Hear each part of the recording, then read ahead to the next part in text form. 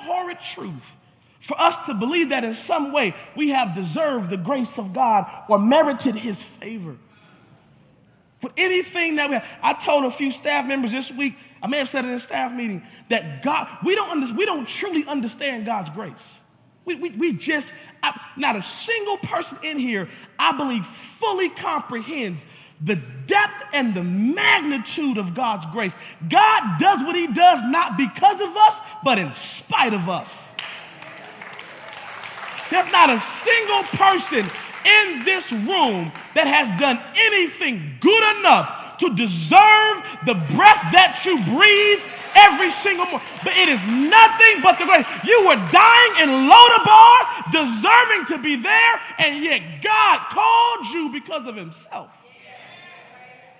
David calls for Mephibosheth because he made a promise, not because Mephibosheth deserved to be rescued.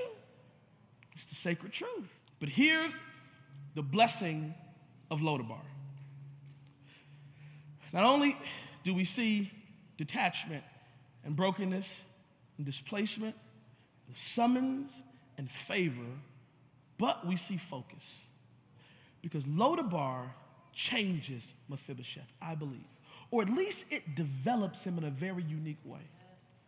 Because when Mephibosheth gets to the end of the story and King David offers to split the land between him and Ziba, he doesn't want it. He says, I don't want the land. See, what I learned about stuff is that it's fleeting and that it's frail. And land doesn't matter. You gave me, here's the actual word in the NIV, you gave me a place. But it wasn't about the place. It was about the fact that somebody finally put me in a position, that someone finally knew my name, that someone finally saw me for me, that someone looked beyond my brokenness, my displacement, knowing that I'm one that needs extra care and extra grace and extra kind of modifications. They didn't care about all the ugliness of my life. You still invited me to your place when people, other kings, might mock you because your son was deformed, when other people would look at you and see the fact that I'm a broken man, I'm a wounded man, I'm a marred man, you still let me come to you. So I don't need the table. I don't need geography. I don't need crops. All I want is you. And this has to be the transformation that takes place in the mind of the believer, that we don't get hung up and stuck on the gift that God gives, but we fall in love with the giver of the gift, that we learn that God is the one that changed our situation and we're in love with him. Because some of us are living, this is not only a story that kind of illuminates the life of what I would consider to be a foster kid, but it even reminds me of vets coming back with post-traumatic stress syndrome. Coming back, having to live with the memories and the brokenness of what it was like in the conflict.